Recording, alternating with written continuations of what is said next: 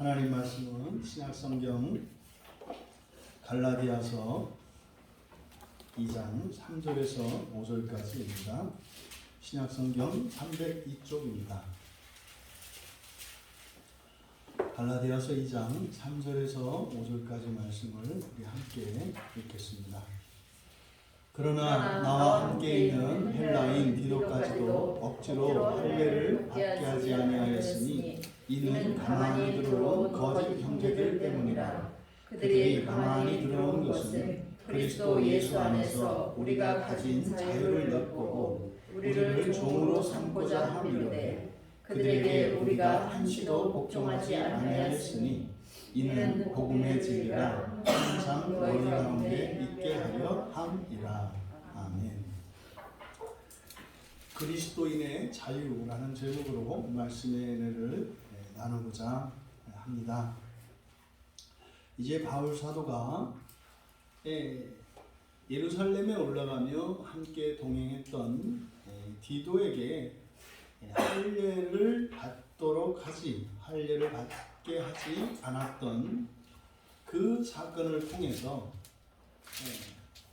그 이유가 무엇이며 결국 그것이 그리스도인의 자유와 관계되어 있는 것임을 설명하고 있는 본문입니다. 지금 바울의 동행인 이 디도, 지난주에도 우리가 말씀을 드렸습니다만 성경에서 디도를 동역자로도 나타내고 또 정말 영적인 아들로도 나타내고 이렇게 나타냅니다만 특별히 바울과 디도 사이의 이 관계는 매우 특별한 것입니다. 그러함에도 지금 이 디도에게 할례를 받게 하지 않았다. 이게 왜 무슨 의미가 있느냐면 이제 주로 초대교회 때 복음을 받아들였던 1차적으로 복음을 받아들였던 사람들이 이제 유대인들이었습니다. 이제 유대인들 가운데에서 예수 그리스도를 이제 받아들였고, 그래서 구약의 구약에서 가지고 나온 그 유대교 신앙을 가지고 있던 이들에게 예수 그리스도를 통해서 구원의 의미가 바뀌었고 구원의 그 가치가 완전히 달라진 겁니다. 그래서 사도들이 이렇게 복음을 전하고 있던 그때의 그리스도인들의 주류는 유대인들입니다. 유대인들이 주류예요. 그래서 주류 그리스도인인 이 유대인들이 자기들이 과거에 유대교 전통, 다시 말하면 구약의 이 율법을 자랑 삼는 일이 종종 나타납니다. 그래서 심지어는 이런 이방인 그리스도인들에게 유대교적 전통 아래 가지고 있던, 다시 말해 율법주의적인 그 율법의 의를 자랑하는 일들이 있는데 그것이 좀 지나쳐서 그것이 필수적인 과정인 양 이렇게 이제 강조하는 일들이 일어납니다. 그래서 바울의 서신서에 주로 나타나는 부분이 바로 이 부분이죠. 그래서 율법주의가 반드시 동반되어져야 한다고 하는, 그래서 율법을 행하는 것과 율법주의는 다릅니다. 율법을 행하는 것은 선한 것이고 의로운 것이고 우리에게 아주 유익한 겁니다. 율법은 우리에게 기준을 제시해 주기 때문에 우리 각자의 상황이 어떠한가를 알 수 있죠. 내가 이렇게 신앙이 진전을 하고 있는가 아니면 미끄러지고 있는가, 이것을 정확하게 구별할 수 있는 기준이 되어줍니다. 그래서 율법은 믿음으로 구원을 받은 하나님의 은혜로 하나님의 의에 이르러가는 그리스도인들에게도 절대적으로 필요한 거예요. 이 절대적으로 필요하다는 의미는 율법을 지키지 않으면 구원에 이르지 않는다 이런 의미가 아니라 선과 악에 대한, 죄와 의에 대한 절대적 기준으로서 율법이 필요하다는 거예요. 그래서 이 방향성을 우리가, 이 율법이 없어서는 우리가 우리의 방향을 알 수 없기 때문에 그런 의미에서 절대적이다 이렇게 말씀을 드리는 겁니다. 근데 지금 여기서 할례 문제를 언급하는 이유는 당시에, 그러니까 지금 바울 사도가 갈라디아 교회에 편지를 쓰고 있는 이때 당시에 갈라디아 교회에 이 할례가 매우 심각하고 중요한 문제로 대두되었음을 알 수 있습니다. 그러니까 현재 이 편지의 수신자인 갈라디아 교회의 현재의 그 갈라디아 교회 신자들 가운데, 그 교회 안에 이제 강경론자들이 교회 안에 있는 이방인들에게조차 할례를 강요하는 일들이 일어났던 거예요. 그러니까 뭐 쉽게 얘기하면 이런 거죠. 예수님이 유대인이죠. 또 이 복음이 뭐 그냥 예수님과 함께 하늘에 뚝 떨어진 것이 아니라 아브라함의 언약으로부터 계속 연속되어져 왔습니다. 그리고 예수 그리스도로 말미암아 이제 새 언약으로 갱신이 되면서 완성이 되는 것인데, 결국 예수님께서 말씀하시는 그 구원의 뿌리가 구약으로부터 계속되거든요. 그래서 유대인과 관계되어 있습니다. 그래서 유대주의자들, 유대인 출신인 유대인 그리스도인들이 가지고 있는 그런 의식이 있어요. 그러니까 이방인이라 하더라도 유대인 안에 유대 속으로 편입돼야 하고, 그리고 나서 예수를 믿어야 한다. 이게 공평한 생각이죠. 왜냐하면 유대인들은 어렸을 적부터 율법을 따라 살아왔단 말이에요. 근데 그들이 보기에 이방인들은 어떻게 되는 거예요? 날로 먹잖아요.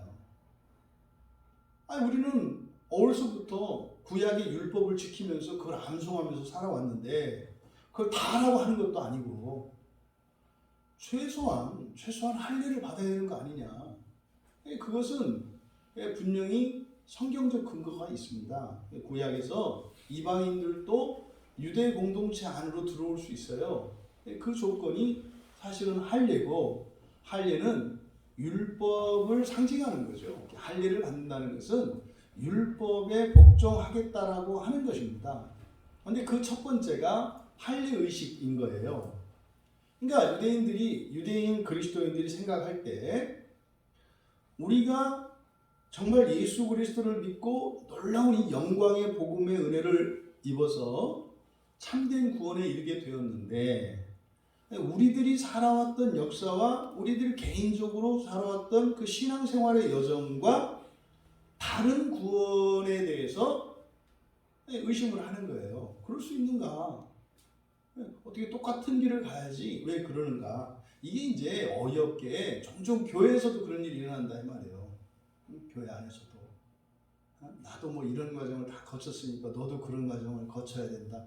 이게 우리나라 그 군대 문화의 아주 그 치명적인 그 악습이거든요. 악습. 내가 고생을 했으면 다른 사람이 고생하지 않도록 치워주고 좀 쉽게 가도록 해야 되는데 내가 겪은 건 다 겪어야 된다, 뭐 이런 생각인 거죠.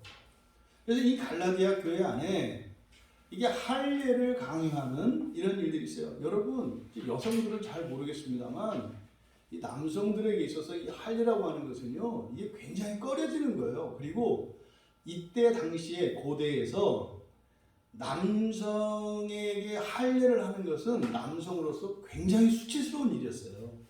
굉장히 수치스러운 일인 거예요. 이거는 실제로 우리나라 사람들이 워낙 귀가 얇아서 정말 어린 양과 같아서, 그 유대주의자들이 우리나라 그 6.25 때 그 뭡니까? 미군들이 이제 우리나라를 돕기 위해서 왔었잖아요.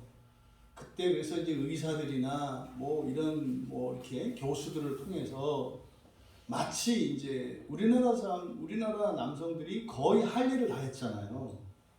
그게 무슨 뭐 위생학적으로 뭐 이런저런 아니고요. 그 종교적인 목적이었어요. 할례를 시킨 거거든요, 전부. 개종을 시킨 거예요, 그게. 그러니까 이게 지금도 서양에서는 뭐 옳다 그러다 할 수 없습니다만 서양에서 이렇게 남성들이 할례한 이것은 되게 창피한 것으로 알아요. 그 우리나라의 전통 사상에서도 신체 발부는 수지부모다 그래서 머리카락도 함부로 자르지 않았는데 더군다나 남성의 상징에 칼을 대고 피부를 잘라낸다고 하는 것은 굉장히 수치스러운 일이에요. 그러니까 우리나라 사람들이 굉장히 만만하거든요. 텔레비에 몇 번 띄우고 이렇게 하면요 그냥 다 따라와요. 얼마나 이렇게 귀가 가벼운 민족인지. 그러니까 말도 안 되는 일이 사실 우리나라에서도 있었지 않습니까? 근데요 사실은 굉장히 부끄러운 것이고 꺼려지는 것이라고요. 근데 갈라디아 교회 안에 구원을 담보로 해서 갈라디아 교회 교인들에게 할례를 강요하는 일들이 있었던 거예요. 할례를 받아야 구원받는다. 뭐 그런 거 아니겠습니까? 뭐 우리가 이제 신앙생활에서 어떠한 것을 정하는 거죠. 뭐 해야 구원받는다. 여러분 세례를 받아야 구원받습니다 라고 했을 때 여러분들은 이게 무슨 말인지 이해가 되실 거예요. 구원의 두 차원이 있다. 종말론적인 구원이 있고, 종말론적인 구원은 하나님의 믿음 안에서 예수 그리스도를 믿는 모든 이들은 심지어 구약의 언약의 백성들조차도 참여하게 되는 부활이에요. 그러니까 이방인인 우리들에게는 예수 그리스도를 믿음으로 구원에 참여하게 되는 거예요. 근데 유대인들은요, 유대인이라고 하는 그 아브라함의 자손이라고 하는 그 아브라함 언약 안에, 옛 언약 안에 있는 그 약속이 또 있어요. 그러니까 그것은 구약의 백성들이 아브라함의 언약에 참여함으로 종말에 부활하는 것이나, 우리는 아브라함의 자손이 아닌 이방인으로서 그 종말의 부활에 참여하는 방식이 뭐예요? 예수 그리스도를 믿는 거예요. 그러니까요, 차별이 없어요. 유대인과 이방인이라고 하는 이 민족적인 분류 속에서 유대인들에게도 종말의 구원에 대한 하나님의 은혜의 방편이 주어졌고, 그건 뭐예요? 옛 언약을 통해서. 그러면 유대인이 아닌 다른 모든 민족인 이방인은 예수 그리스도를 믿음으로 종말의 구원에 참여하게 되어 있는 거예요. 그러니까 이 세상의 어느 민족도 종말의 구원에 참여할 수 없는, 그러니까 배제되어 있는 이런 민족이 없어요. 그런데 그 믿음은, 우리 이방인들이 종말에 이르는 그 구원은 믿음으로 이루어지는 것이다. 믿음으로 이루어지는 것이다. 그러면은 세례를 받아야 그 종말의 부활에 참여하느냐? 그것은 아니에요.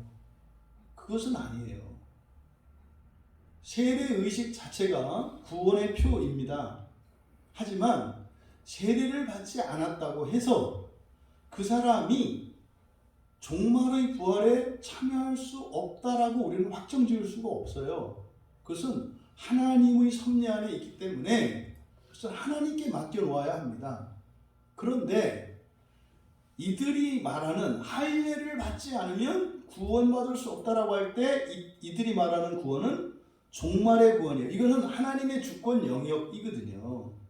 근데 우리가 성경을 보실 때 우리가 염두에 두어야 하는, 우리가 관심을 두어야 하는 구원은 뭐냐면 종말 안쪽에서 일어나는, 다시 말해 우리가 이 세상을 사는 동안, 그리고 죽고 난 뒤에 살게 될 여러분들의 사후의 인생, 이것이 종말론적으로는 하나님의 나라예요. 이 땅에 임하는 하나님의 나라. 이 하나님의 나라에 들어가는 구원, 이거를 이제 첫째 부활이라고 하고요. 히브리서에서는 더 좋은 구원이라고 해요. 이것을 또 우리가 이루어야 할 구원이라고 합니다. 그러니까 종말론적인 구원은 하나님의 은혜로 하나님의 절대 주권 안에서 확실하게 이미 이루어진 사건이에요. 그런데 우리들 각자가 이루어 가야 하는 구원이 있어요. 이게 히브리서의 주제라고 했잖아요. 더 좋은 구원, 더 좋은 구원. 제가 이게 목사님들한테 그 얘기하면은 막 웃습니다. 구원이 더 좋은 구원이 있고 덜 좋은 구원이 있느냐 이렇게 얘기를 해요. 여러분, 교회 안에서 더 행복한 사람, 덜 행복한 사람 없어요? 있어요. 있잖아요. 그러니까 이렇게 교리적으로 경도되어 있는 사람들은 이 구원이라는 말이 이렇게 이제 살아있는 생명이 아니라 마치 물건과 같이 되어 있어요.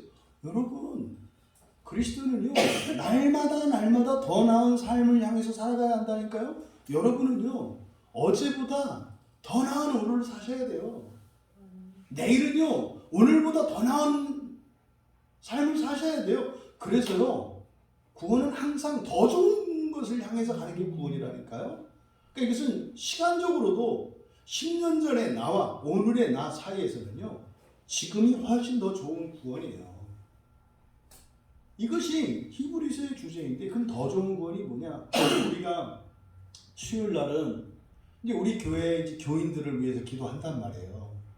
아프고 힘들고 시험 가운데 있고 환난 가운데 있는 지체들, 여러분 거기서 이분들이 벗어나 보세요. 얼마나 좋은가. 물론 이제 금방 잊혀져요. 어려울 때 이제 그게 이제 뭐 기도의 제목이 되지만, 금세 이제 뭐 익숙해지는 건 이제 익숙해집니다만, 사실은 여러분들이 일상생활에서 겪는 작은 불편이나 이런 결핍들, 그게 해소되었을 때 얼마나 기쁘고 좋습니까?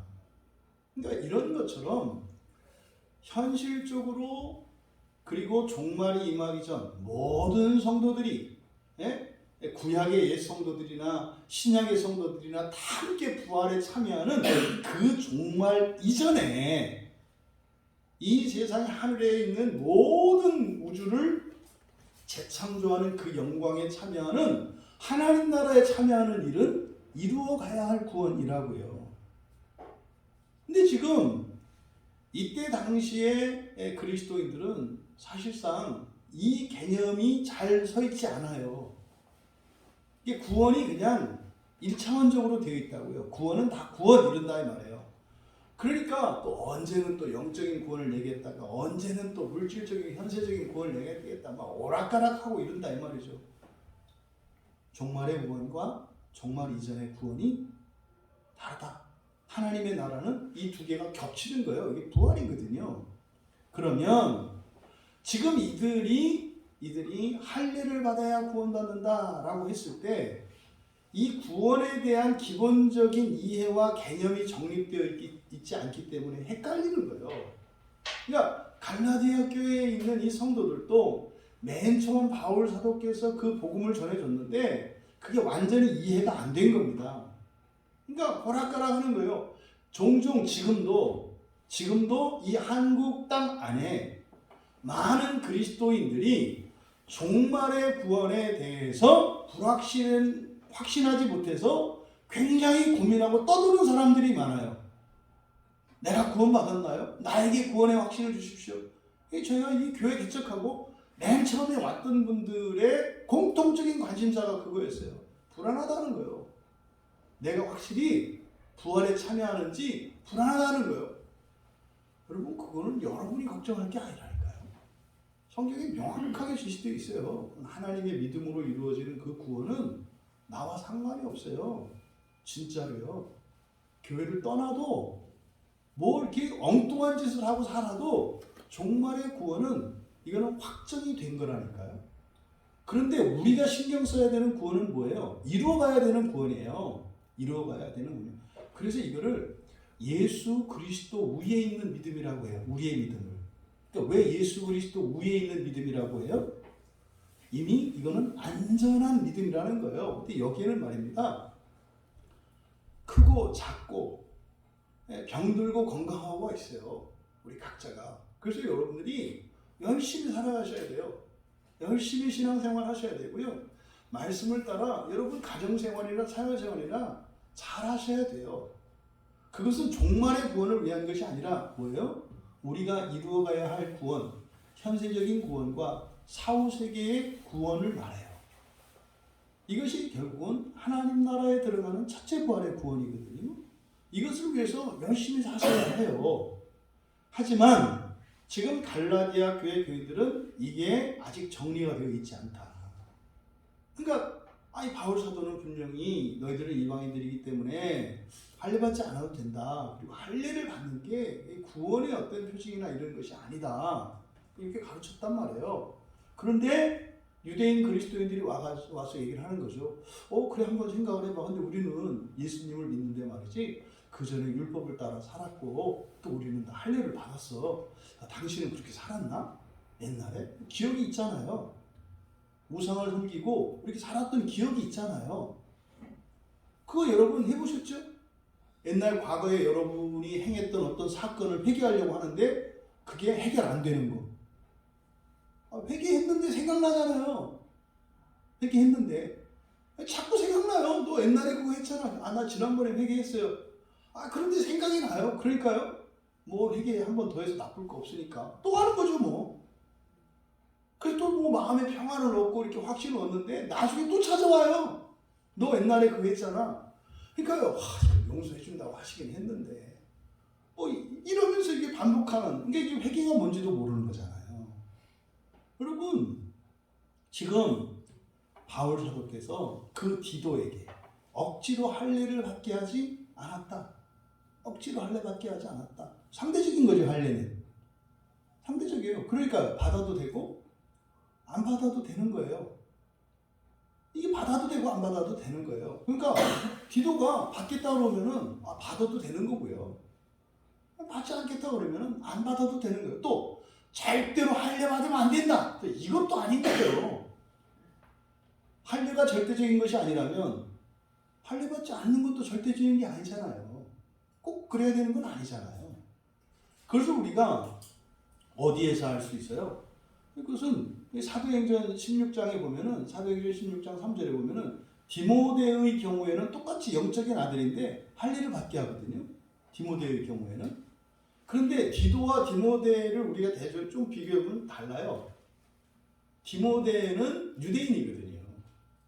아버지는 헬라인이지만 엄마가 유대인이에요. 그러니까요, 여러분, 유대인이 인종으로 나누면 백인일까요? 황인일까요? 흑인일까요? 여러분들이 알고 계시는 유대인은 백인이에요? 황인이에요? 흑인이에요? 그냥 인종으로 치면 황인종인데요. 근데 흑인도 있어요. 지금 에티오피아 있지 않습니까? 에티오피아에 그 유대인들 사는 곳이에요. 에티오피아에. 그 시바의 여왕이 그때 내려가가지고 그 자손들이 다, 그러니까 유대인들은요, 북의 혈통만 따르는 게 아니라 목의 혈통도 따라요. 그래서 성경에서 이야기하는 자손이라고 하는 개념은 북의 혈통만을 말하지 않는다 그랬잖아요.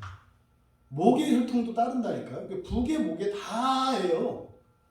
보통은 혈통을 이야기할 때 북의 혈통을 따르죠. 근데 성경에서는 그렇게 이야기하지 않아요.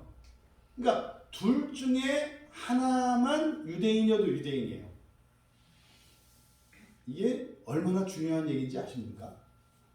부부가 한 사람은 예수를 믿고 한 사람은 예수를 안 믿어요. 그럼 이 부부는 그리스도인이에요? 아니에요? 이 부부가 그리스도인인 거예요. 이게 굉장히 중요한 개념이에요, 성경에서. 근데 이게 개인주의적 구원관이 교회 안에 들어와서 그런 거죠. 자고 있는 남편을 보면서 아휴, 이게 지옥에 가는데 어떡하나 이러고 있다니까요.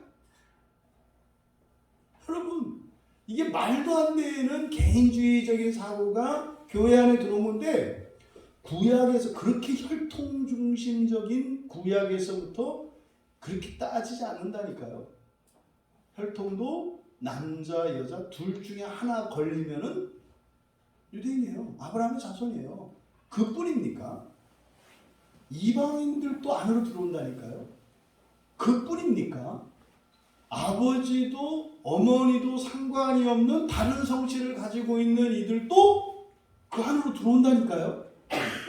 사명을 따라서 들어와요. 그러니까요, 구약을 봐도요, 하나님은 그냥 구원쟁이. 하나님은 구원쟁이, 구원쟁이. 무슨 말인지 아시죠? 그냥 틈만 나면 구원하려고 해요. 틈만 나면 구원하려고 해요. 마귀는 그럼 뭐겠어요? 이거는 분열쟁이, 파멸쟁이에요. 다 죽여요.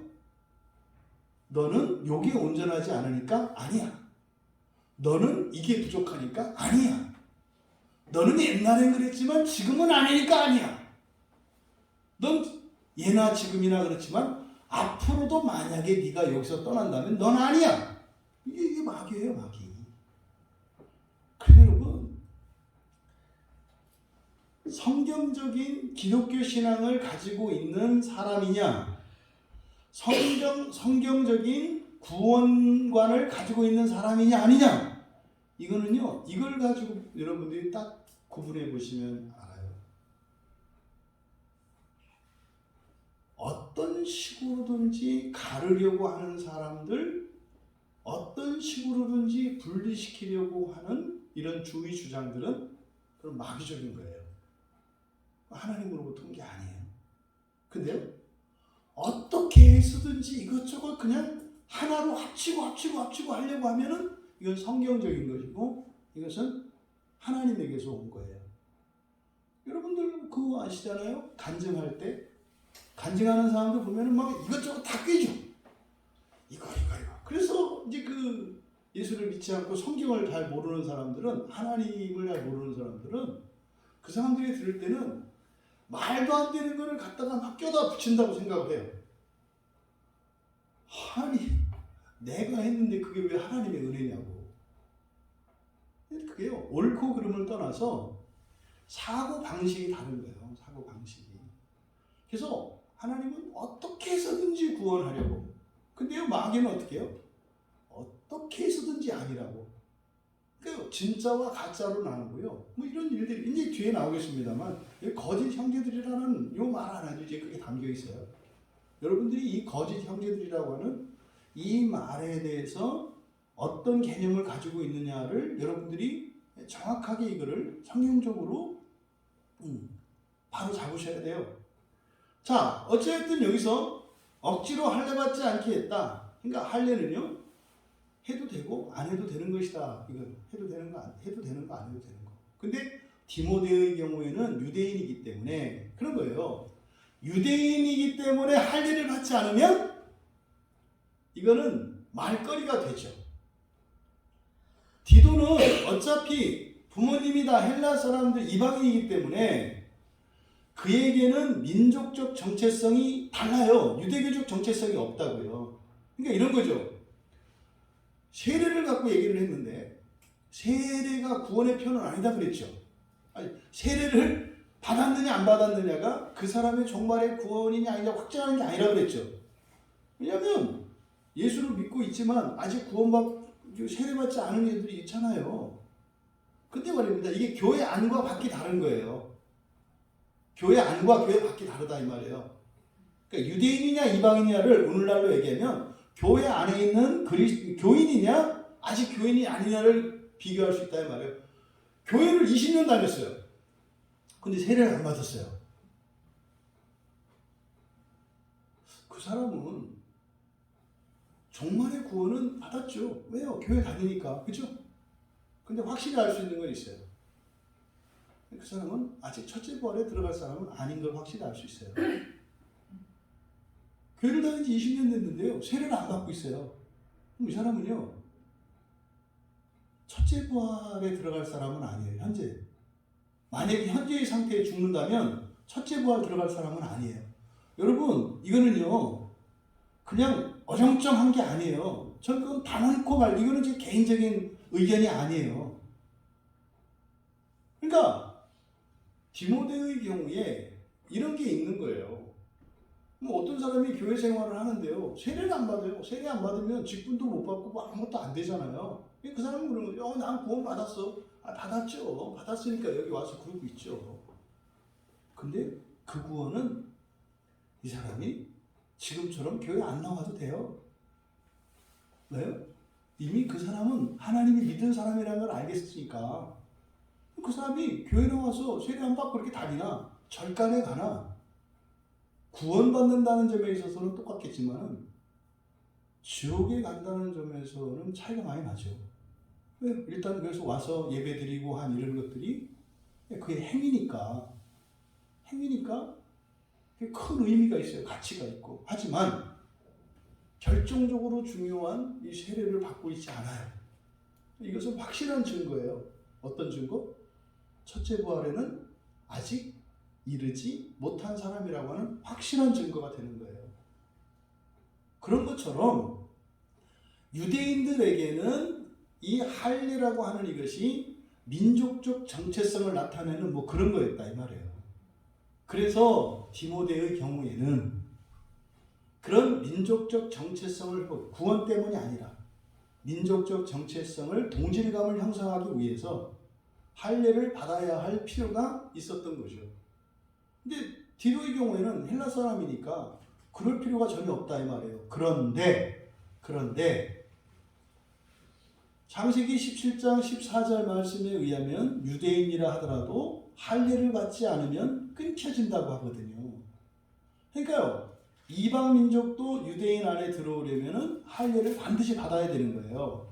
이것이 지금 갈라디아 교회 안에 들어온 강성주의자들, 강성 유대주의자들의 가르침이었고, 그것이 갈라디아 교회의 주도적인 가르침이 되어 버린 거죠. 근데 여러분, 이제 뒤에서 갈라디아서 이제 5장에 가면 이 할례에 대해서 이야기를 하거든요.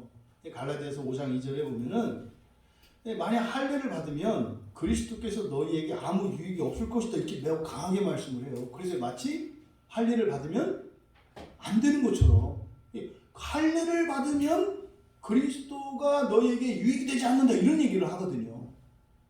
이게 무슨 말이겠습니까? 율법에 매이는 걸 말해요.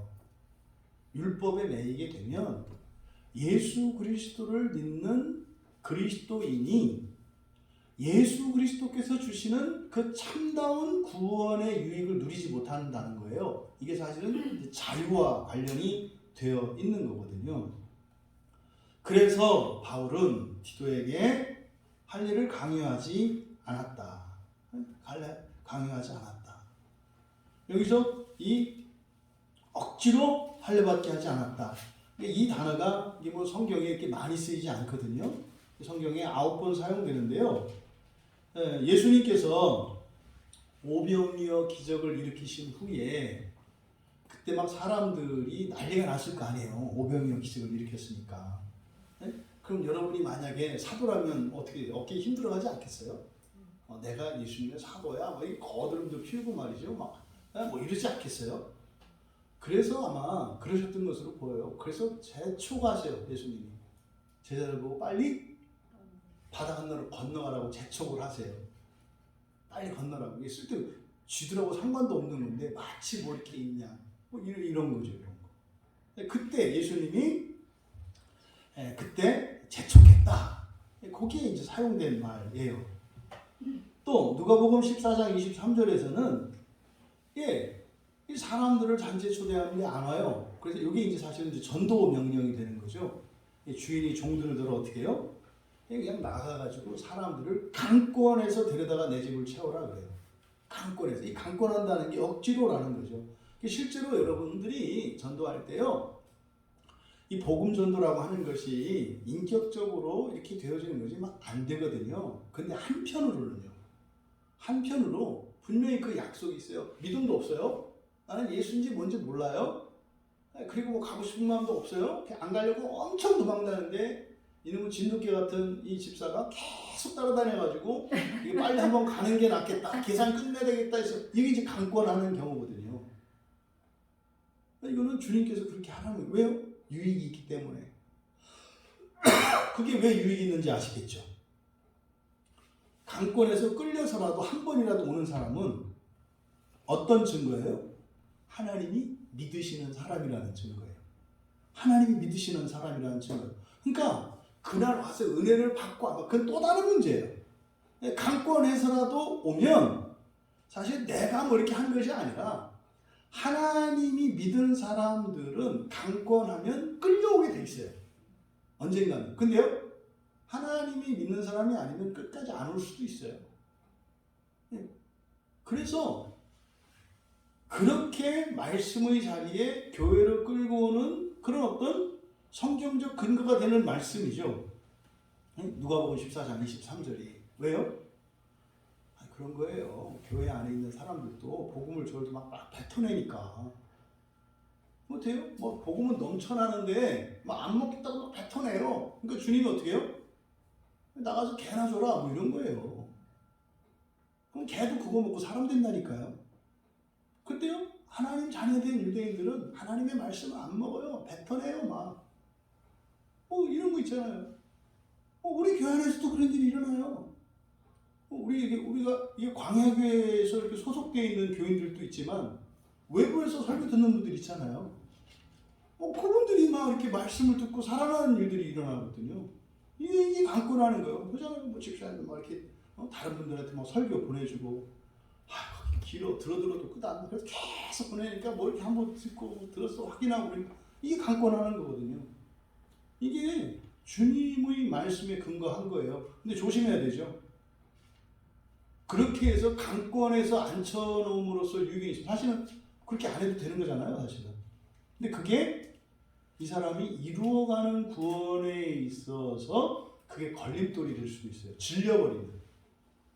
거기에 질려버리면 정말로 신앙생활은 자발적으로 하는 게 중요하잖아요. 자발성이 오히려 둔화되는 부작용은 있어요. 그래서 이거는 잘 조절을 해야 되는 거죠.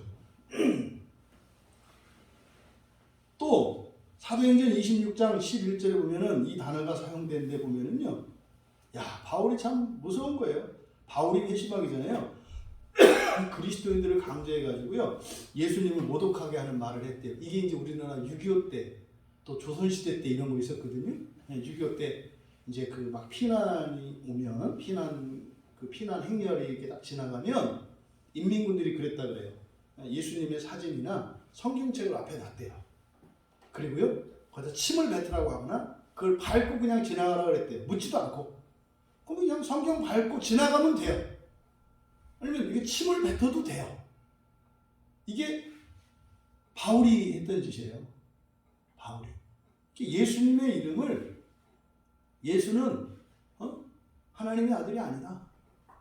이단이다. 이렇게 말로 시킨 거예요. 이렇게. 바울이. 근데 그때 말씀드렸죠.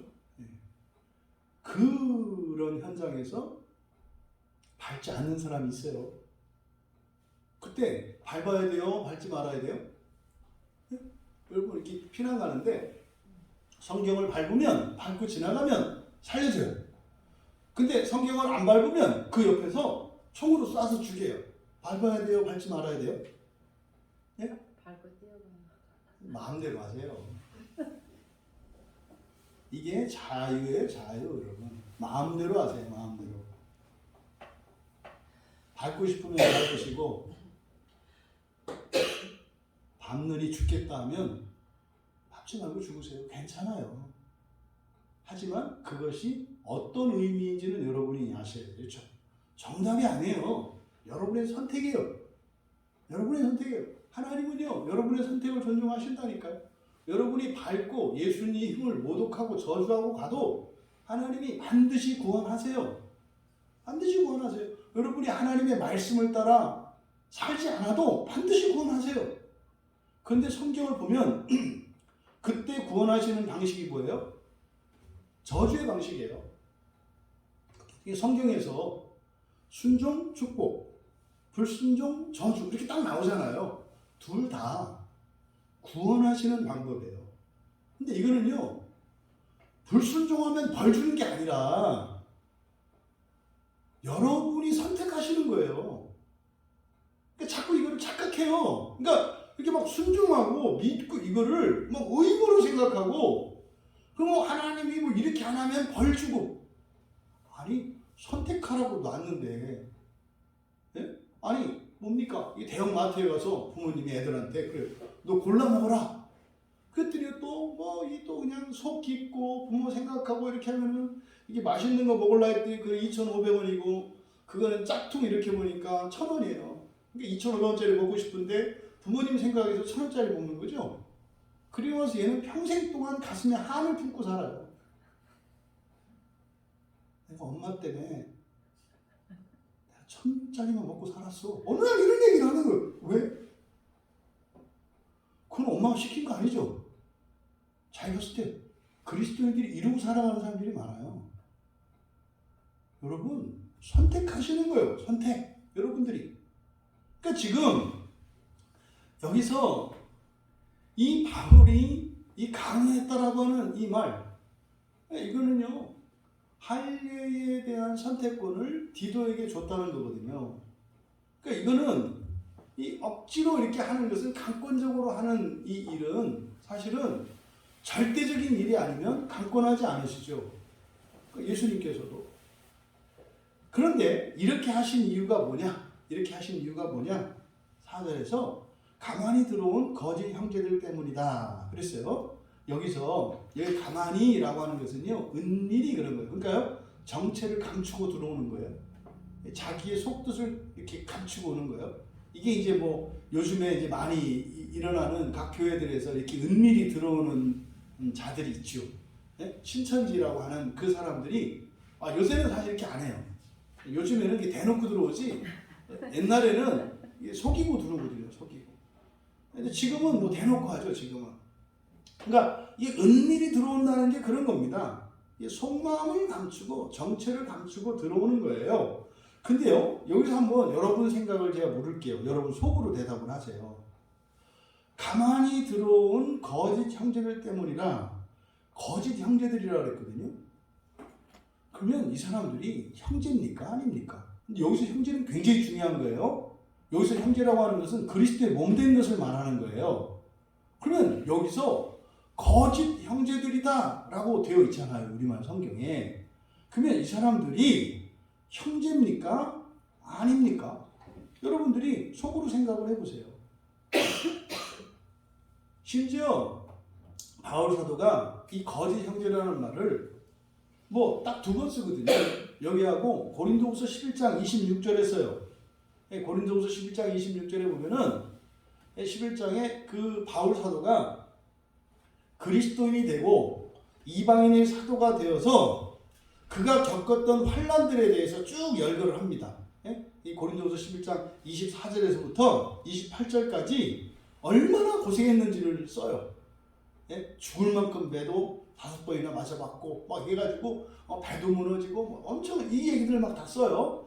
그 가운데 거짓 형제 중에 위험을 당했다라는 말이 있어요.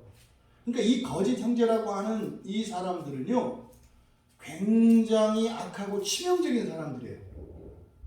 그러니까 거기하고 여기 두 번 나오거든요. 그러니까 지금 갈라디아 교회에 들어온 그 사람들을 거짓 형제들이라고 했어요.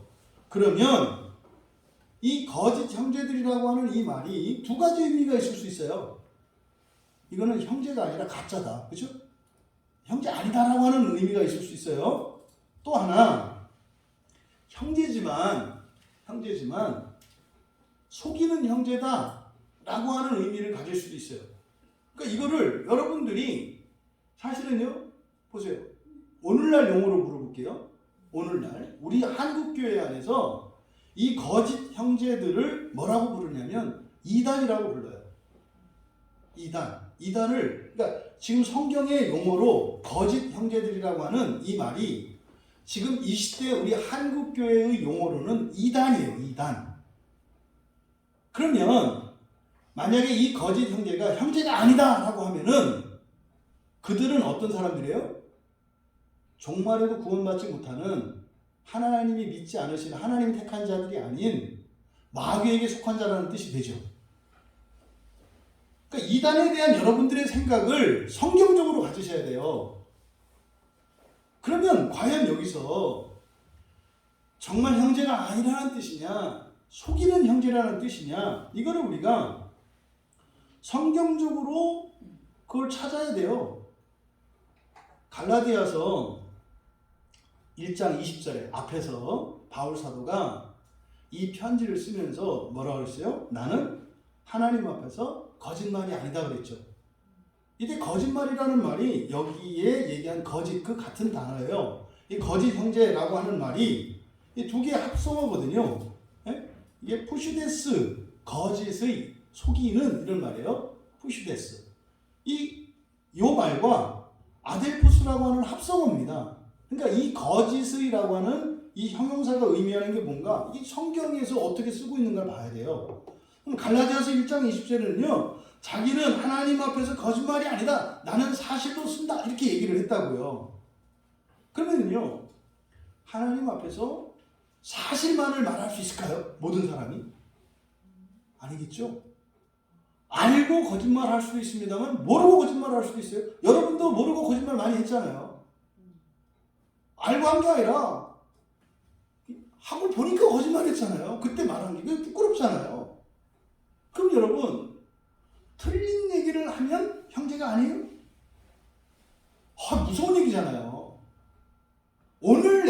잘못된 지식을 갖고 있고 오늘 내가 모르고 있기 때문에 잘못된 확신을 갖고 말할 수 있잖아요. 그럼 그 사람이 온전해지기 전까지는 아니었다가 그거 고쳐지면 되는 거예요? 만약에 이 거짓 형제들이라고 하는 것을 오늘날 우리들이 일반적으로 가지고 있는 교회 안에서 이단은 마귀에게 속하다 이 얘기를 너무 많이 하거든요. 많은 목사님들이. 만약에 이런 사고를 갖고 있다면 여러분 중에 이단 아닌 사람이 어디 있어요? 여러분 다 알아요? 아니 저도 성경 보면서 이제 알아간다니까요. 아니 최소한 여러분보다 제가 뭐 성경도 더 많이 보고 공부도 보고 더 자세하고 정확하게 봤을 거 아니에요. 저도 보면서 새롭게 깨닫는 게 있는데 그러면요 이 거짓을 말한다고 하는 것은 불완전성이거든요. 불완전성 안에는요 의도적이고 사악한 것도 포함되어 있습니다만 거기에는 본질적으로 우리들이 가지고 있는 죄성이에요. 그러니까요 거짓말인지 모르고도 거짓말 할 수 있고요 알면서도 할 수 있는데 성경에서는요 둘 똑같이 봐요.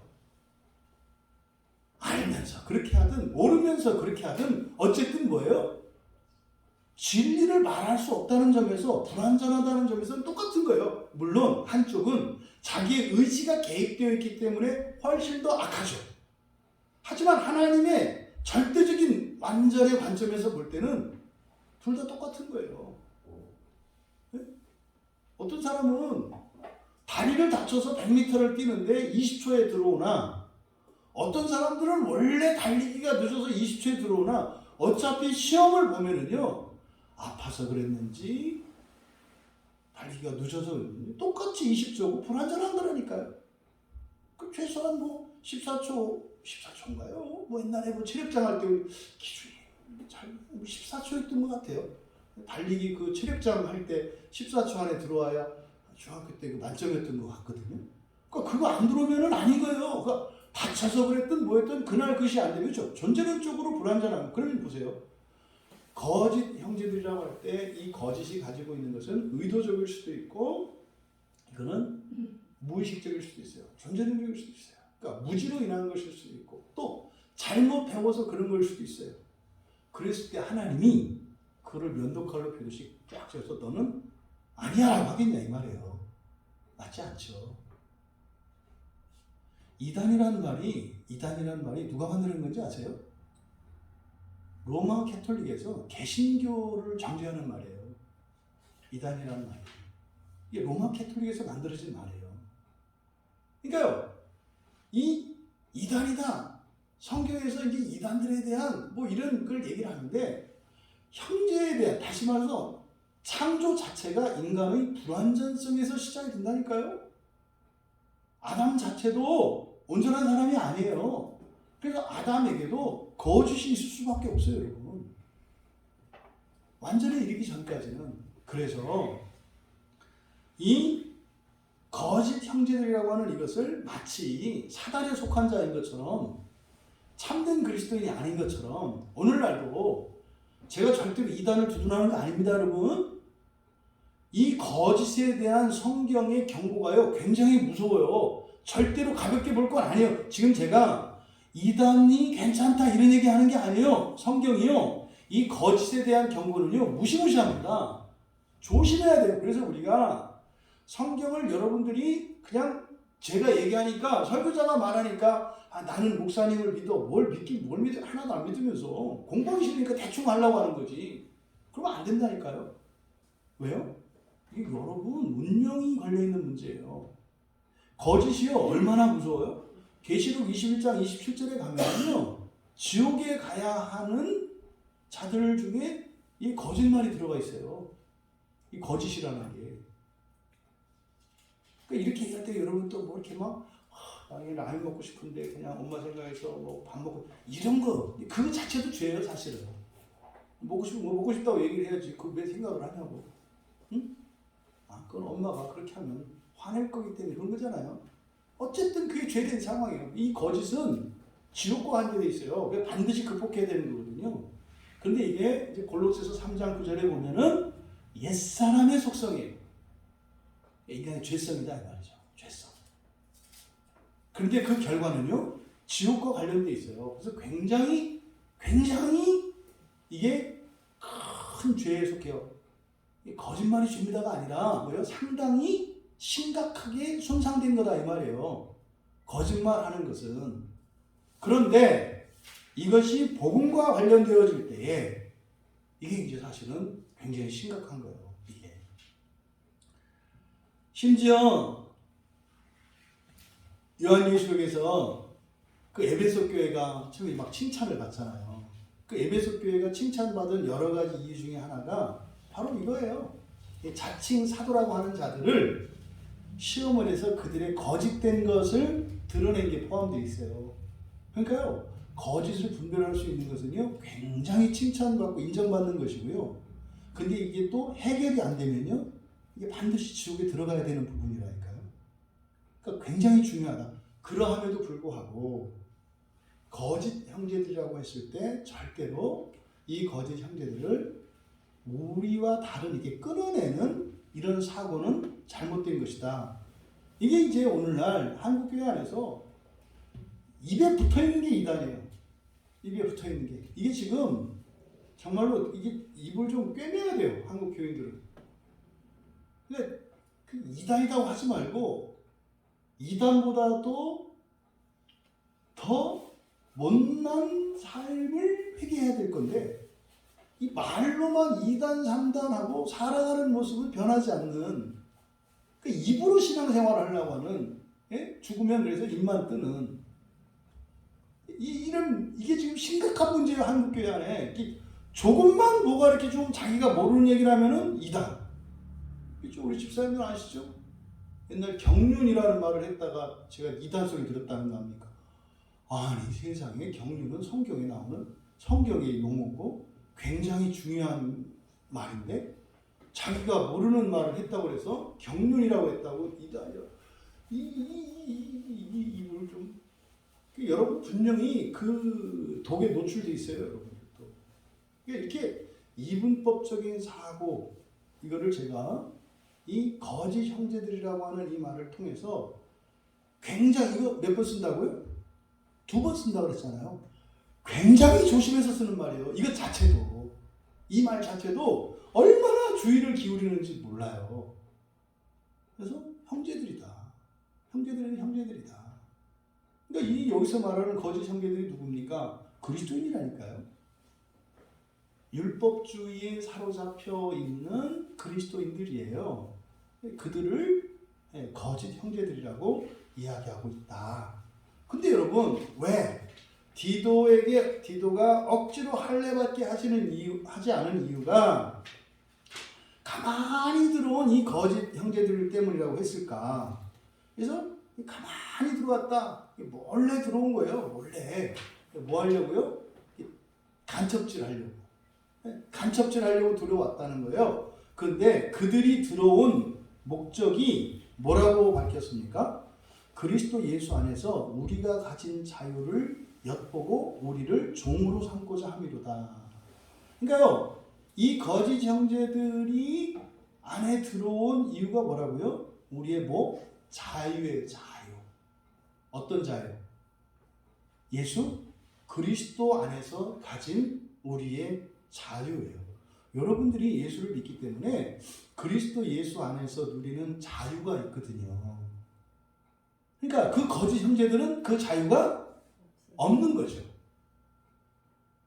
여러분들은 그리스도인의 자유를 꼭 누리시기 바랍니다.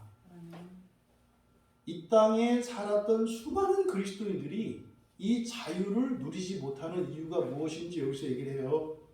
뺏기는 거예요. 예수님이 여러분에게 자유를 주시는데요. 그 자유를 자꾸 뺏어요. 누가 뺏어요? 형제들이 뺏어요. 불교 신자나 다른 무속신앙을 가진 사람들이 그리스도인의 자유를 뺏는 게 아니라 누가 뺏어요? 자칭 그리스도인이라고 하는 이들이 예수님이 주신 이 자유를 뺏어요. 그러니까 바울 사도께서 디도에게 억지로 할례를 주지 않았던 이유는 디도의 자유를 존중했기 때문이라는 거예요. 그 얘기는 어떤 사람들은 할례를 받지 않으면 구원 못 받는다. 꼭 받아야 된다. 이렇게 눌려 있다고요. 근데요, 예수 그리스도 안에 있는 이들은 그게 없다니까요. 뭐 얘기하는지 아시겠죠? 지금 종말의 구원에 대한 이야기예요. 종말의 구원. 이 종말의 구원에 대해서는 조금 더 눌릴 필요가 없다 이 말이에요. 네? 지옥은 좀 가겠지만 힘들겠지만 종말은 된다. 그래서 어떻게 해요? 그 자유가 있어야 비로소 정말로 지옥에 들어가지 않을 수 있는 그리스도인이 돼요. 그 자유가 있어요. 바로 요 얘기를 하는 거죠. 오늘은 이 자유에 대해서 좀 성경에 있는 구절들을 가지고 자유의 의미를 좀 우리가 살펴보려고 해요. 고린도후서 3장 17절에 보면 주의 영이 계신 곳에는 자유가 있다 그래요. 그러니까 자유는 무엇과 관계되어 있어요? 주의 영, 성령이죠. 그렇죠? 성령과 관계되어 있어요. 성령과. 그러니까 성령이 계신 곳에는 자유가 있다. 그럼 여러분 안에 성령이 계시지 않나요? 계시잖아요. 그러니까 여러분에게는 뭐가 있어요? 자유가 있어요. 자유가. 갈라디아서 5장 1절에서는요. 그리스도께서 우리를 자유롭게 하시려고 자유를 주셨대요. 이게 무슨 말입니까? 그리스도께서 주신 자유와 우리가 자유로운 것 사이에는 긴장이 있죠. 자유롭게 하시려고 자유를 주셨대요. 그러니까 여러분께 성령을 보내주셔서 여러분 안에 성령이 거하시는데 그 성령으로 말미암아 여러분들은 자유로울 수 있거든요. 근데 모든 그리스도인이 그런 건 아니에요. 그러니까 여러분들이 예수님께서 주신 자유로 자유롭게 되셔야 돼요. 자유롭게 되셔야 한다고요. 그래서 자유로운 것과 자유롭게 된 것과 자유롭게 살아가는 것은 긴장이 있다. 긴장이 있다. 또 근데 어떤 일이 일어나느냐? 갈라디아서 5장 13절에는요.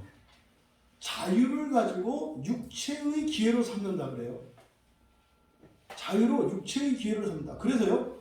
그 자유로 그러니까 예수께서 주신 그 자유로 육체의 기회로 삼지 마라. 무슨 말입니까? 예수님이 주신 자유를 가지고요. 자유를 없애요. 그러니까요. 자유를 없애면서 내 자유라 그래요. 그건 자유가 아니에요. 그 자유는요. 여러분들이 구원을 이루어가도록 주신 거거든요. 근데요. 오히려 경직돼요. 자기의 구원과 자기의 자유를 잃어버려요. 여러분 갈라디아서 5장 13절에서는요. 자유로운 것이 뭐냐? 사랑하는 거라 그래요. 사랑하는 게 자유라 그래요. 사랑으로 서로 종노릇하라 그러거든요. 그러니까 자유는요. 내가 왕이 되고요. 내 뜻대로 사람을 부리는 게 아니라 자유의 핵심은 사랑이고요. 자유의 결국은 뭐예요? 스스로 종이 될 수 있는 거예요. 스스로 종이 될 수 있는 거예요. 그러니까요.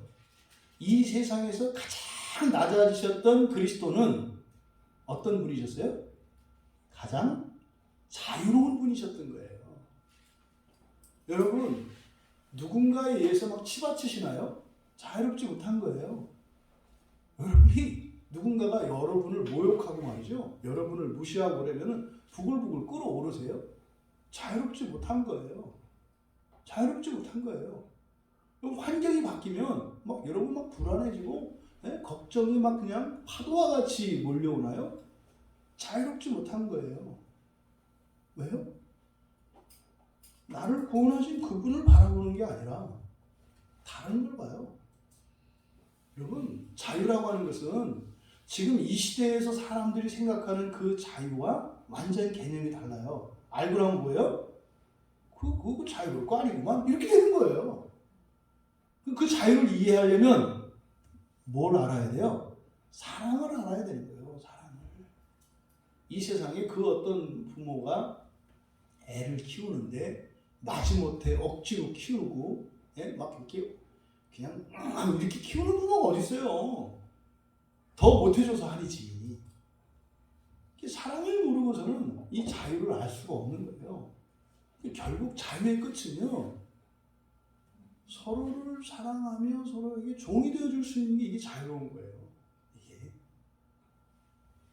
로마서 8장 20절과 21절 굉장히 중요한 본문인데 이게 제가 로마서 설교할 때 이걸 이제 다시 이제 설교했을 때 그 찾아보니까 이 부분을 이렇게 좀 이렇게 좀 자세히 설명하지 않고 그냥 넘어갔더라고요. 그때 보니까 제가 이렇게 그 원문 주에도 안 했더라고요. 옛날 설교 본문 보니까 시간에 쫓겼던 것 같아요.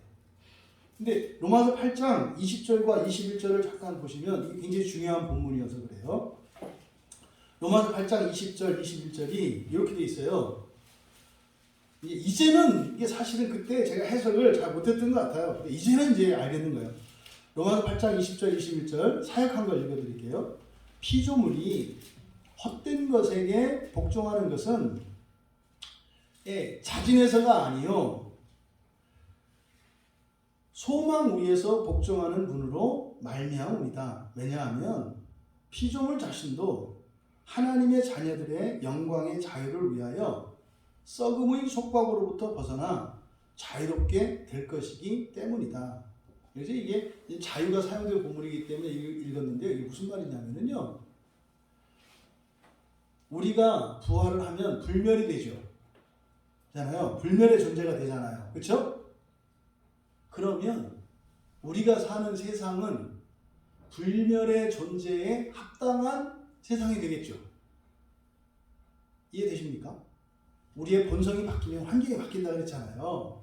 그러니까 여러분이 초등학생이면 초등학교에 지낼 거고 고등학생이면 고등학교에서 지낼 거고 대학생이면 대학교에서 지낼 것이고 성인이 되었으면 사회생활 하시면 어떤 사회 어느 직장에서 생활하실 거 아니에요. 본성이 바뀌면 신분이 바뀌면 환경도 바뀐다고요. 그러니까 지금 로마서 8장 20절과 21절의 내용이 뭐냐면 이 세상에 있는 모든 식물과 동물 이 모든 것들이 다 썩어지죠. 언젠간 다 죽잖아요. 근데 그러고 싶어서 그러는 게 아니다 이 말이에요. 이게 되게 놀라운 말이에요. 그게 아니라 뭐예요? 소망 위에서 복종하는 분, 이걸 예수 그리스도로 이해할 수도 있고 그리스도인으로 해석할 수도 있어요. 소망 위에서 복종하는 자, 직역하면 소망 위에서 복종하는 자. 소망이 뭔지 아시죠? 부활이에요, 부활. 그러니까 부활 위에서 복종하는 자로 말미암음이다.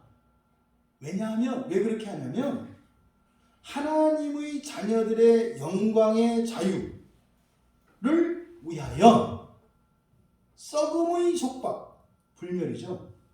더 이상 썩지 않고 죽지 않는 걸 말해요. 썩음의 속박으로부터 벗어나 자유롭게 될 것이기 때문에 이때 자유는 그러니까 무엇을 이야기해요? 이때 자유는 불멸이에요. 불멸. 피조물조차도 불멸을 힘있게 될 것이다. 누구 때문에? 여러분 때문에.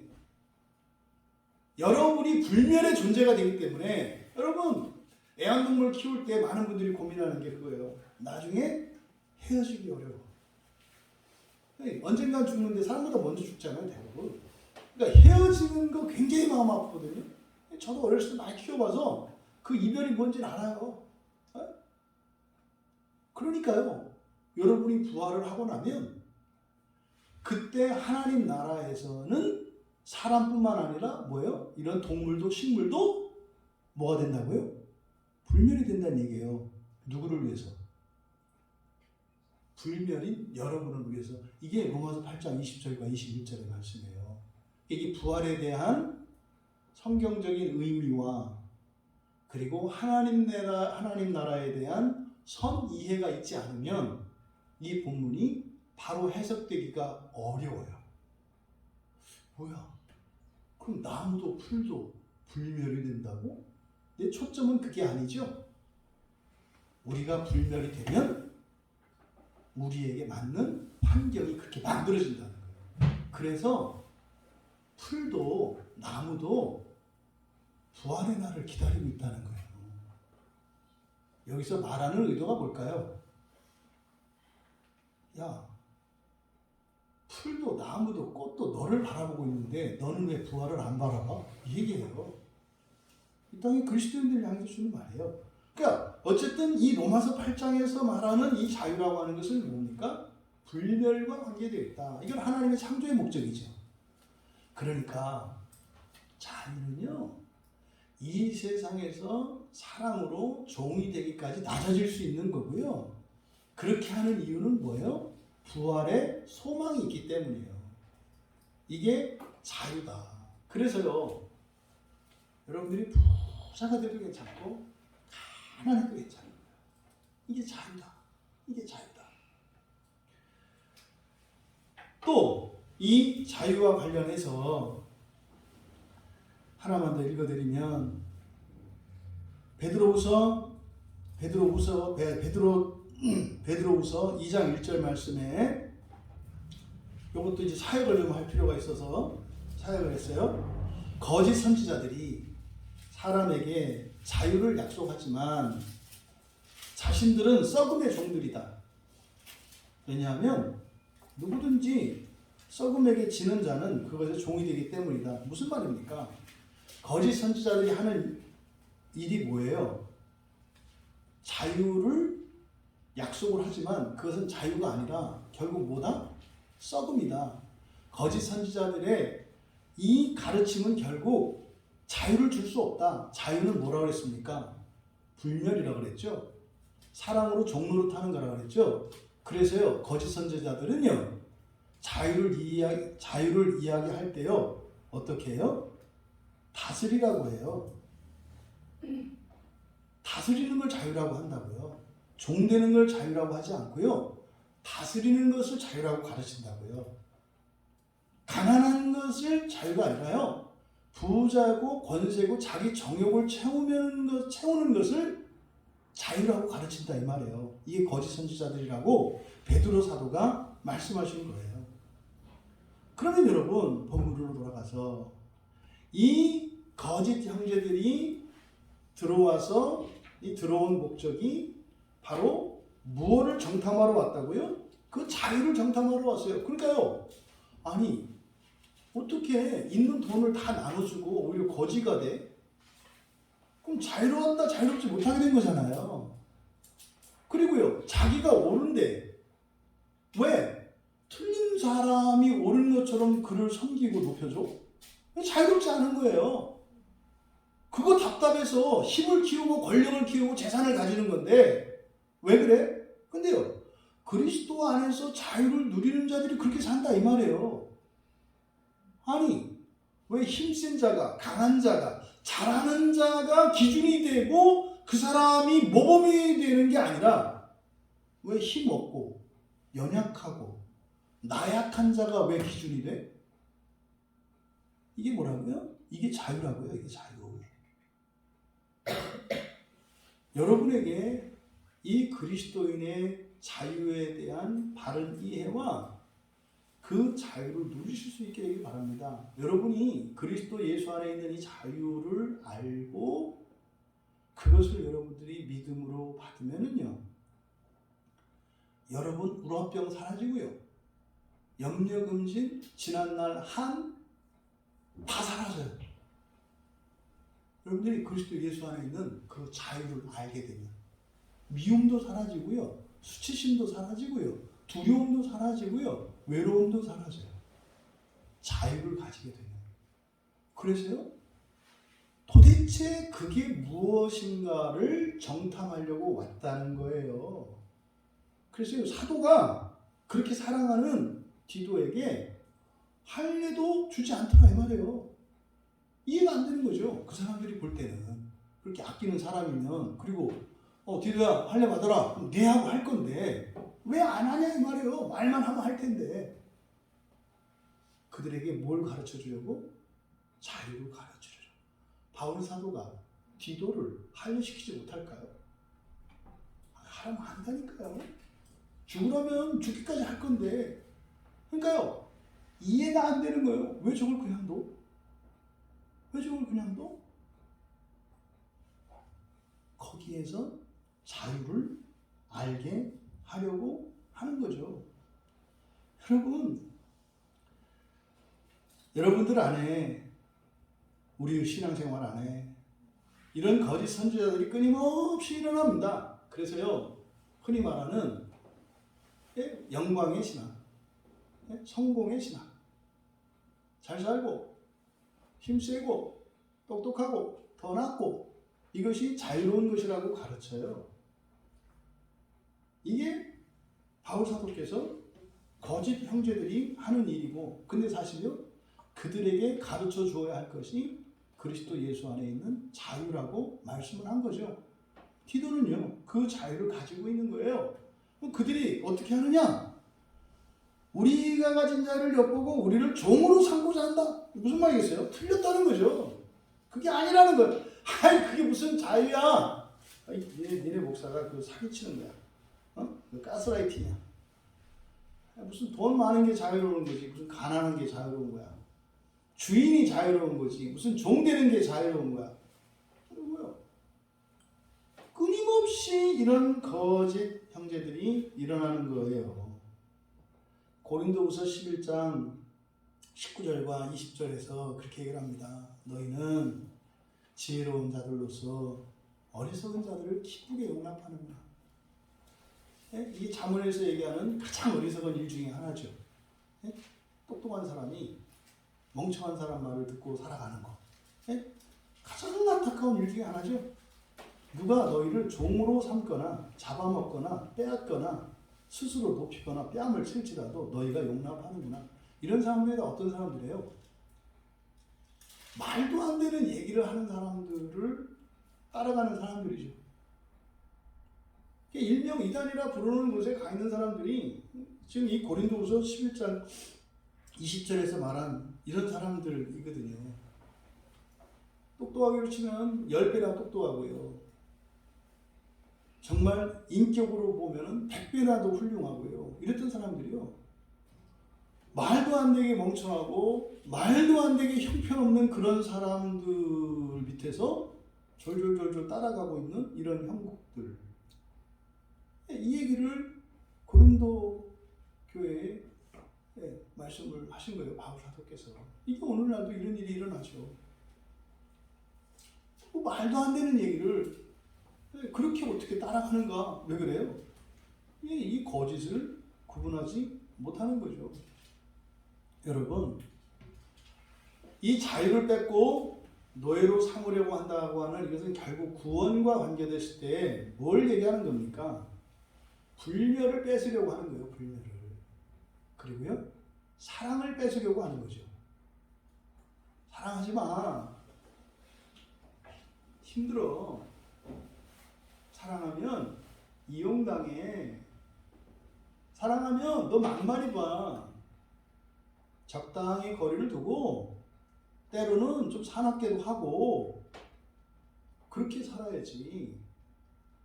종으로 계속 살면 너를 존중해주고 인정해주는 게 아니라 나중에는 밟아 죽여. 아니, 이해되지 않으세요? 한없이 사랑해보세요. 예수님처럼 되는 거예요. 예수님처럼. 여러분, 우리는 불멸의 존재가 되기 위해서 이 세상에서 한없이 낮아지기로 결단한 사람들이에요. 왜요?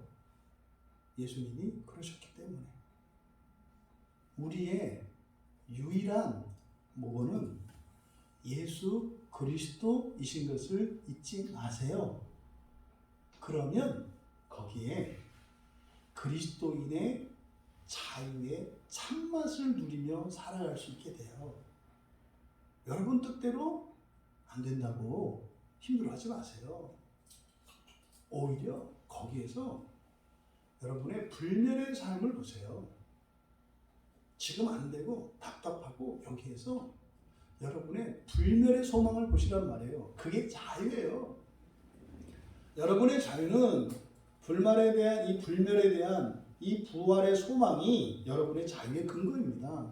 그래서 이 세상 가운데에서 아무리 비천한 종이 되어도 그것으로 여러분의 자유가 빼앗기지 않는 거예요. 그러니까 결국 이 자유의 핵심이 뭡니까?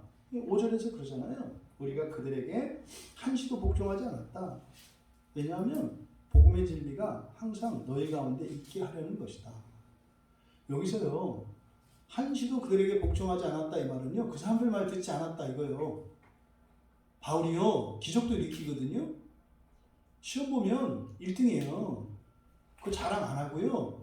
그 권세로 사람들을 누르지 않았다고요. 그냥 미련한 척, 무식한 척, 모자란 척 그러고 살았다 이 말이에요.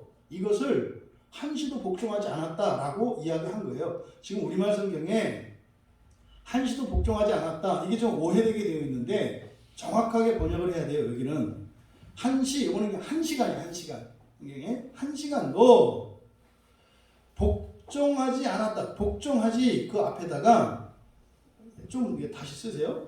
복종하지 아니라 복종으로 굴복하지 않았다. 이렇게 돼 있어요. 좀 말이 좀 어려운데요.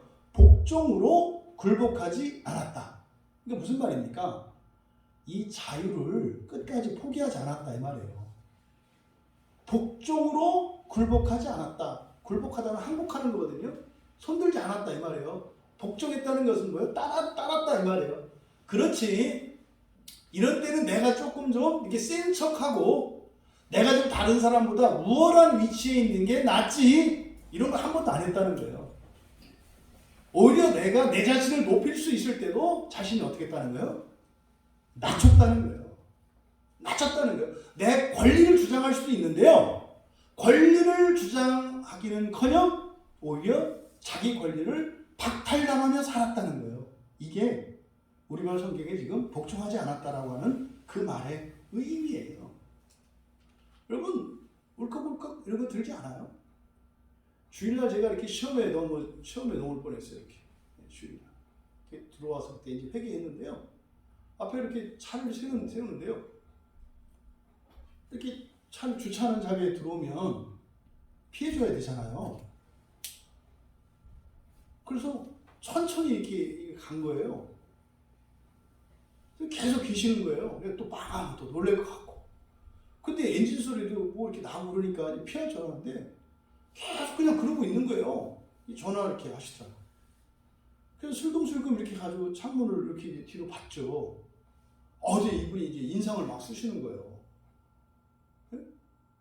그 차 주차하려고 그러는데, 그 공간이 없는 것도 아니고 이게 넓은데 꼭 그 자리에 그 주차하는 자리에 이렇게 서가지고 그렇게 하니 인상을 막 쓰시는데 순간적으로 제가 혈기가 다 올라오더라고요.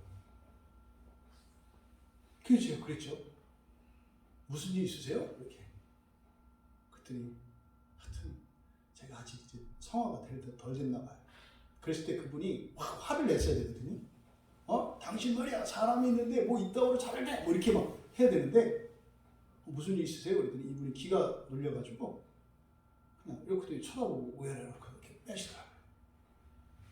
제가 이 본문 말씀을 생각하면서요. 자유롭지 못했구나. 자유롭지 못했구나. 그냥 그때 그분이 어쨌든 옳고 그르고를 떠나서 이렇게 인상을 쓰고 언짢은 표정을 지으면 그냥 죄송합니다. 왜 이렇게 못했나? 자유롭지 못했구나. 그걸 깨닫게 됐어요.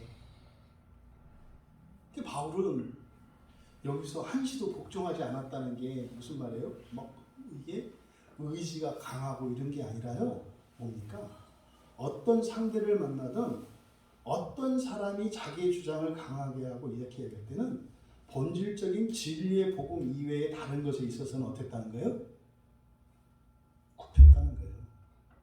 그래서 복종하지 않았다는 게 정말 신앙을 지켰다? 이 얘기가 아닌 것 같아요. 굽혔다는 거예요. 굽혔다는 거예요. 그 말씀을, 그 자유를 잃어버리지 않기 위해서 그렇게 낮췄다는 그런 의미예요. 이렇게 한 이유가 뭐냐? 이렇게 한 이유가 복음의 진리가 항상 너희 가운데 있게 하려 함이라. 그래서 이제 그 복음의 진리죠. 그 복음의 진리는 뭡니까? 바로 앞에서 밝혔던 이방인 중에서 그가 전하고 있는 그 복음이죠. 그게 뭐라고 했어요? 부활의 복음이라고 했잖아요. 그 첫째 부활의 복음이라고 했잖아요. 그러니까 참다운 그 복음이 너희에게 항상, 여기서 지금 항상이라고 번역한 단어가 원래 항상 있다. 그래서 디아메노를 이렇게 번역한 거거든요. 디아는 무엇을 통하여, 무엇을 관통하여 이런 뜻이고요. 메노는 거주하다, 있다 이런 뜻이에요. 그래서 디아메노니까 시간적으로는 안에 꽉 찬 거니까 항상이겠죠.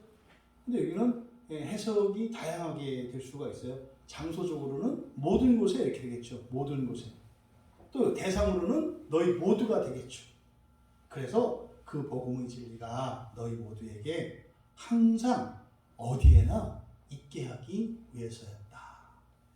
지금 바울 사도께서 이 갈라디아서 2장 5절에서 말씀한 이 내용은요, 신앙을 지키기 위해서 불굴의 삶을 살고 이 이야기가 아니라 일상생활 속에서요, 항상 지는 자리의 삶을 살았던 것을 얘기하는 거예요. 근데 그것이 무엇 때문이다? 자기가 그렇게 할 수 있었던 것은 무엇 때문이다? 자유 때문이라는 거예요. 자유 때문이다. 그래서 이제 할례 문제가 뭐 이제 뒤로도 나오겠습니다만, 그래서 이 할례는 곧 율법이잖아요. 이것에 매이지 않게 했던, 그 무엇에도 매이지 않게 했던 그 이유가 바로 뭐예요? 그 복음 안에 있는 그 자유였다. 그 자유였다. 여러분, 그 복음은요, 율법을 초월하고 이 세상의 민족과 나라를, 성별을, 모든 걸 초월해요. 여러분, 우리 그리스도인의 자유의 기초는 뭐라고요? 부활의 소망이라고요. 부활의 소망이라고요. 그래서 이 부활의 소망을 가진 자라야 사랑할 수 있고요, 자유로울 수 있어요. 그러면 이 부활의 소망을 가지신 여러분, 우리가 그렇게 자유롭지 못하고 우리가 그렇게 사랑하며 서로에게 종이 되지 못하는 이유는 뭡니까? 우리의 인격이나 이런 것이 아니라 우리에게 그 첫째 부활의 그 복음이 우리에게 아직 바로 이해되어지지 않고 있고 우리가 그것을 믿지 못하고 있기 때문이라는 사실을 가르쳐 줍니다. 끊임없이 이때 당시에도 첫째 부활의 복음을 현세적이고 물질적이고 인본적인 가치로 바꾸려는 이런 거짓 형제들이 또 거짓 복음이 교회 안에 계속되고 있었다는 사실을 우리가 기억합시다. 예수 그리스도 안에 있는 예수님이 우리에게 주신 그 자유롭게 살아가실 수 있는 여러분 되시기를 바라고, 그 기초가 첫째 부활의 복음이라고 하는 사실을 여러분의 마음에 새기시고, 정말 여러분들이 주님이 누리신 그 자유를 누리기 원합니다.